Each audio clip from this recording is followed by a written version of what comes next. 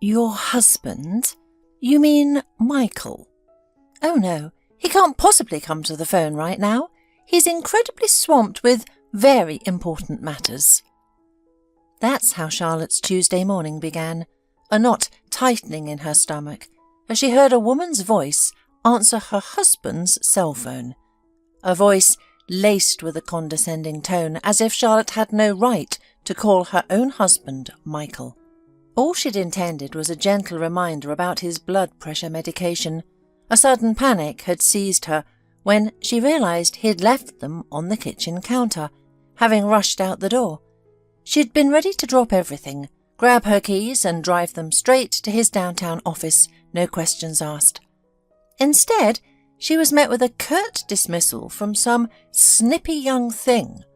Pipsqueak was the only word that came to mind for such an individual. But what important matters could possibly keep him so occupied that this woman was answering his private line? And where was he, anyway? Charlotte knew every single person in Michael's architectural firm. There wasn't a single soul who would dare speak to her with such brazen impudence. Furious, she dialed again. And again. The same unfamiliar voice answered. Honey, did I not make myself perfectly clear the first time? Michael isn't available to speak with you right now. He's tied up, and please stop calling this number. There was a pause, a beat of ominous silence, before the woman added, Or I'll have no choice but to block your calls. Charlotte stood frozen, the phone still pressed to her ear, her mind reeling. How in the world is this even possible? What on earth is going on? Does my husband have a mistress? Who else would even dare to behave this way? Michael, usually so private, wouldn't even let her, his wife, touch his phone without asking. Suddenly, the forgotten pills, her son Mark's unmade breakfast, and her own carefully laid plans for the day evaporated from her mind. Everything vanished in a single, sickening wave, as she envisioned her husband somewhere, perhaps in a lavish hotel suite, entangled with another woman. Mum, are you feeling all right? You look a little green. Mark, her 20-year-old son, padded into the kitchen, already showered and dressed for school. He was an echo of his father, a pang of resemblance that pierced Charlotte's heart. The same lanky build, the same unruly sandy blonde hair that resisted every comb, the same twinkling hazel eyes and a smattering of freckles across his nose. Charlotte shook her head, forcing a weak smile. She wouldn't burden her son with such raw, ugly suspicions. Just didn't sleep well, sweetie, and Dad forgot his medication. Could you drop them off for him? After a quick, silent breakfast, she ushered her son out the door. Then, with a heavy heart, Charlotte set out for her own errands, though her list was far from urgent. A trip to the local's farmer market for fresh produce, a quick stop at the grocery store for a few forgotten staples, and then to the big box store for some household cleaners to replace the empty bottles under the sink. That was her day, in essence. Then back home to prepare lunch and dinner, tidy up the house, and start a load of laundry. For years, this had been her rhythm, her quiet life. Michael had always been against her working outside the home. He never explicitly forbade it, of course, but his words had always held a persuasive power. I don't want other men looking at you. And honestly, I don't want you to stress yourself. Why bother when I can provide everything we need? I want a happy, healthy wife, not someone worn out like an old workhorse. Back then she was young and naive, his words stirring not defiance, but a deep sense of wonder. This was what the storybooks promised, a caring, attentive, loving husband. And that's exactly what she believed she had. In her eyes, Michael was a true hero, nearly 10 years her senior. He was serious, generous, and the compliments he showered upon her, None of Charlotte's peers and their youthful banter could ever compare. He had been smitten with her from the start. Tall and graceful, like a willow in the spring breeze, her eyes 2 deep pools the colour of sea glass, and her hair a cascade of spun gold, thick and radiant. She, too, was serious, responsible, not like her flighty, giggling friends who lived only for laughter and chasing boys. Charlotte had dreamt of a career, of saving up to buy her own little cottage. Her path had crossed with Michael's many times. Their town was small, and they held similar positions in different companies, their bosses even close friends. They'd meet here and there, sometimes at work, sometimes outside of it. Usually they wouldn't even notice each other, simply passing by without a greeting. But one brisk autumn afternoon everything changed. Michael approached her directly. At first she didn't even recognize him, until he gently reminded her of their previous encounters. He confessed he had been watching her for a while, too shy to speak. He laid it all out right there on the sidewalk, and then, with a hopeful glint in his hazel eyes, asked if she'd be willing to have dinner with him. Well, a quiet dinner wouldn't hurt, she decided, agreeing. She figured there was no harm in it. They would share a meal, then go their separate ways. She certainly wasn't opposed to a bit of company at a table, and if Michael had decided he liked her, well, that was his business, not hers. What she couldn't have imagined, though, was how utterly different it would be from anything she'd ever anticipated. Michael picked her up in his sleek obsidian sedan, a small bouquet of creamy roses resting on the passenger seat. He didn't take her to a restaurant. Instead, he drove her straight to the coast, to a secluded stretch of beach where the waves whispered secrets to the shore. They drove for hours, the miles melting away beneath the tires. A flicker of fear had even begun to stir within her, but he quickly reassured her. "I've made arrangements," he said, his voice a comforting balm. "Tomorrow's your day off, isn't it? We'll relax, take a dip in the ocean. It's summer, after all. Don't you worry, we'll have separate rooms at the inn." But they ended up sharing one room that night. That's just how it happened. And Charlotte, truth be told, didn't feel a flicker of shame. Michael had utterly captivated her, and he, in turn, hadn't left her side, fulfilling her every whim, every unspoken wish. Even when that short, sun-drenched escape by the coast ended, nothing seemed to change between them. Then came the joyful wedding, the cosy little home they bought together in the quiet suburbs, and the blessed arrival of their son. After her maternity leave, Charlotte never returned to her job. Michael had insisted, and honestly, she hadn't put up much of a fight.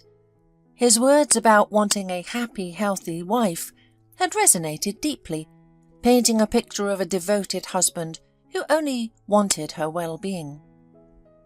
Years, like autumn leaves caught in a breeze, had drifted by, and now at 47, Charlotte found herself standing on the precipice of an unimaginable truth. Michael was even older, though he still carried himself with a youthful vigour, and their handsome son, Mark, a true blend of both of them, was working part-time at his father's firm, while finishing his final year at college. Life had thrown them curveballs before, but infidelity? This was a raw, devastating blow she had never encountered. She didn't know how to proceed, yet, pretending nothing had happened, simply sweeping this colossal betrayal under the rug was an impossibility, and Michael, surprisingly, didn't seem particularly troubled. Oh, he'd given his mistress a stern talking to, of course, because she knew he never allowed anyone to touch his private cell phone. But he wasn't about to end things over such a minor infraction. She might have a bit of a sharp tongue, but she was so much younger than Charlotte. She was prettier too, and gazed at him not with the weary eyes of a settled homemaker worn down by the daily grind, but with eager, adoring, and a touch of sly admiration. With her, he felt younger himself, more energetic, stronger. Charlotte was constantly reminding him about his health, gently nagging him to take his pills. But his young paramour, on the other hand, just laughed, tossing his medication into the wastebasket. "Oh, you don't need those, Michael. You're so incredibly vital. My strong young man." Charlotte met him at the door with a thunderous glare, her arms crossed tightly over her chest. No customary greeting, no usual kiss. She didn't even invite him to sit down for dinner. "Well, what are you staring at? Surely you're not still upset?" Michael genuinely couldn't grasp why she was turning this into such a profound tragedy. "So, I have a mistress. So what? I'm not leaving our family, and I'm certainly not parading her around for everyone to see. As far as the world knows, we're still a strong, loving couple." "Oh, so there's nothing for me to be upset about, is that it? And the fact that some little harpy answered your phone instead of you, that's just an unfortunate misunderstanding." Her husband nodded, a dismissive wave of his hand. "Well, there you have it. You understand perfectly. She won't do it again, so just put it out of your head." Charlotte gasped, her breath catching in her throat, choked by indignation. "Put it out of my head? Michael, put it out of my head? Are you mocking me? You have a mistress and I'm your wife, and you're telling me to just forget it?" He sighed, shrugging his shoulders, as if this entire conversation were a tiresome burden. "What do you want to hear, Charlotte? Let's be honest. After 45, you're not exactly in your prime, are you? It's not becoming for you to dictate terms or throw jealous scenes. You're a little too late to the game, dear. I could have left you, actually, but what good would that do? But I'll be noble about this. I won't abandon you. I'm perfectly happy with our life together. You'll continue to take care of the house, but don't interfere in my personal affairs. And anyway, since the table's empty, I'm going out. I have other plans." Without waiting for a single word from his wife, a smug expression settling on his face, Michael strode out the door. He had no idea, not the slightest inkling, that his settled homemaker, wife, was about to take matters into her own hands that very day, and what she was about to do would be far from to his liking. Charlotte initially felt the sting of tears, but then realized she couldn't summon a single one. Instead, a cold resolve settled in her heart. She picked up her phone and called her mother first, then her son, Mark. Within an hour, she had poured out her heart to them, explaining everything. Then she shared the plan that was already taking shape in her mind. Her mother was vehemently against it, pleading and wringing her hands, but her son, to Charlotte's immense relief, was supportive and even offered his help. "Charlotte, why? You had such a good life. Why are you determined to ruin everything?" her mother wailed, fumbling for her blood pressure pills. "Me? I decided? Mamma, I think you weren't listening carefully enough. My actions are a consequence of Michael's foolishness. I didn't cheat on him, and I didn't come home and suggest we just forget what happened." Later, as night deepened and Michael finally returned home, a most interesting scene awaited him. His wife and son were seated together on the living room sofa, deep in animated conversation. Spread out on the coffee table before them were various documents. "What are you two doing in here?" he asked, stepping closer. "Oh, Michael, why don't you have a seat? You'll understand everything in a moment." He sat, his eyes scanning the papers, and then he froze, his smug expression replaced by a look of dawning horror. "Aha! You guessed it. Well, Mark and I have been discussing the most appropriate way to proceed. You see, you transferred half of your business to him, didn't you? And a portion of that, as your wife, belongs to me. It's the same with the house. We bought it together, allocated a share to our son, and then to you and me." Michael swallowed hard, his throat suddenly dry. "So what?" "So, Michael, our son stands with the truth. He, like me, disapproves of your actions and is therefore prepared to testify on my behalf in court. So, you should think carefully about what you're going to do, because I am not ruling out the division of assets.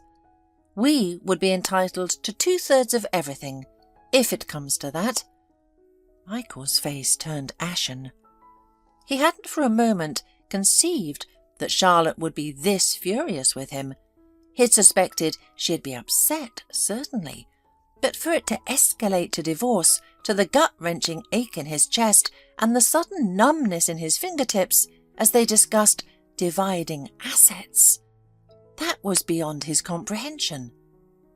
Michael rubbed his palm against his chest and lay out a shaky breath. He wanted to say something, anything, but the words wouldn't form. Then a creeping darkness began to cloud his vision. He heard Mark's panicked voice calling his name, felt Charlotte's frantic hands shaking his shoulder, sensed his body tilting precariously to the side, but he couldn't even twitch a muscle. The next thing he knew, he was waking up in a stark, white hospital room. Mark was there, along with a kindly nurse. "Where's Mum?" he croaked, barely recognizing his own voice. "Your wife's speaking with the doctor, Mr. Moore. She'll be in soon." "What happened to me?" he asked, a dull ache throbbing behind his temples. "Nothing serious, thankfully. Just a bit of a fright. And you haven't been taking your medication, have you? Your heart just had a little wobble. Now you rest, and I'll be back tomorrow." Mark left, and then Charlotte walked in. She smoothed the hospital blanket over him, then placed a covered container of food and a small bag of fresh fruit on his bedside table. "Charlotte, I he began, his voice weak and pleading. "Get well, Michael," she interrupted, her tone devoid of warmth, like the chill of an autumn morning. Then without another word she turned and walked out. He returned home a week later, his body still recovering, but his wife's demeanour remained unchanged. Yes, she cooked for him, left his medications meticulously organised, and a glass of water by his bed, but she slept in the guest room. And when Michael finally felt strong enough to move about without assistance, Charlotte spoke, her voice clear and unwavering. "Don't for a moment think I've forgiven you, Michael. Once you're fully recovered, I'm filing for divorce." Also, he was surprised that their son Mark had moved out. He'd found a wonderful young woman, and they'd rented their own small apartment, a new chapter beginning for him. And then there was the mistress, the young woman Michael had so admired, whose vibrant energy he'd so craved. She surprised him most of all. Seeing him after his illness, she wrinkled her nose, pulling away when he tried to embrace her. "Michael, what is it with you? You smell like a pharmacy, like some old man. Please don't touch me. And anyway, I heard you're getting a divorce. I'm truly sorry to hear that. I understand you have a lot on your plate right now, but I can't keep dating with you. I've met someone else." "But what about me? About us?" Michael stammered, disbelief clouding his face. "What about you, Michael? Have you looked in a mirror lately? You're not 20 anymore. You didn't actually think I'd stick with you until the grave, did you?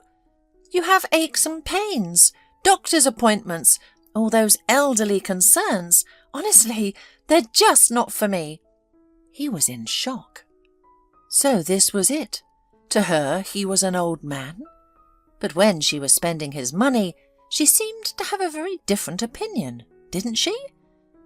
No matter, he thought. I still have my wife. Charlotte might be threatening divorce, but I can see it. She won't go through with it. He clung to that delusion right up until the day the summons arrived in the mail. A second heart attack nearly claimed him when he read the official papers confirming that she had indeed filed for divorce. He raged at her, tried to appeal to her conscience. "But I'm ill, Charlotte, and you're abandoning me now? How could you? I supported you your whole life." "You, my dear, supported the family, your wife and son," Charlotte countered, her voice steady. "And I, in turn, provided you with everything so that you wouldn't have to worry about a thing. And how have you repaid me? By writing me off at 45? Her eyes held a flicker of cold fire. "Well, you're past 50 now, Michael." And so the court proceedings began, and when it was all over, Michael was left with next to nothing. A minor stake in his son's business, a host of nagging health issues, and a small, sterile studio apartment that was purchased for him after the divorce was finalized. Charlotte, meanwhile, lived a life free of worries. She watched her son marry a wonderful young woman, took a blissful vacation abroad, found fulfilling work at a local community centre, and even began seeing a kind, gentle man who truly cherished her. Michael sometimes crossed her mind, but without malice. His life, she knew, had punished him enough.